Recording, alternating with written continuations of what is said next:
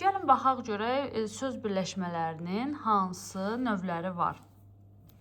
Deməli, uşaqlar, söz birləşmələri iki yerə bölünür.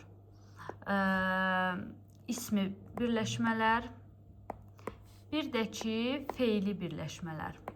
Əsas tərəfi ad olan nədir? İsmi birləşmələrdir. Amma əsas tərəfi feil olanlar isə nə olur? Feili birləşmələr olur.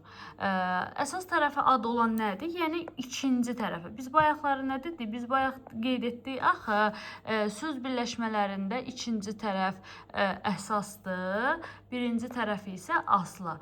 Burada da biz baxacağıq. Əgər bir söz birləşməsinin ikinci tərəfi addırsa, ada hansı nitq hissələri daxil idi? Kim deyər?